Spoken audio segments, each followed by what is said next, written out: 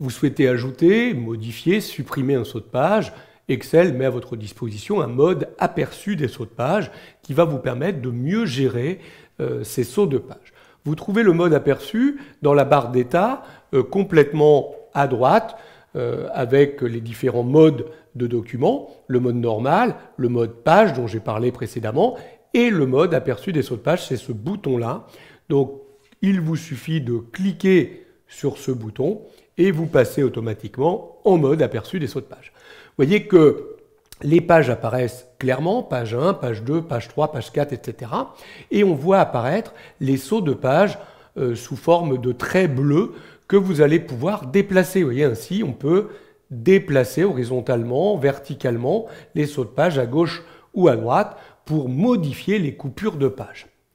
Vous allez pouvoir également, avec ce mode aperçu des sauts de page, intégrer des sauts de page. Par exemple, ici, ce tableau ne comporte pas de saut de page. Regardez, si je fais un aperçu avant impression, je vois bien que tous mes tableaux vont être imprimés sur une seule feuille de papier. Je vais sortir de l'aperçu et je vais basculer en mode aperçu des sauts de page en cliquant le bouton aperçu des sauts de page. Je n'ai qu'une page. Mais je vais regarder me placer ici dans la cellule A9 et je vais dans l'onglet mise en page utiliser le bouton saut de page qui est ici et choisir dedans d'insérer un saut de page. Vous voyez que automatiquement maintenant j'ai une seconde page et notamment un trait bleu qui vient d'apparaître pour séparer ces deux pages. Je peux faire la même chose en me plaçant en A17, je repars dans mise en page saut de page, insérer un saut de page. J'ai maintenant 3 pages. Si je fais un aperçu, vous voyez bien que chacune des pages fait apparaître un tableau, le tableau de chiffre d'affaires, le tableau de déplacement, le tableau de repas. Très bien. Je reviens dans l'aperçu des sauts de page. Je retrouve bien mes petits traits bleus ici. Regardez, si je veux déplacer ce trait bleu juste après les intitulés, nom, prénom, etc., je refais un aperçu. Je vais bien voir la première page avec le tableau repas et les intitulés du deuxième tableau déplacement.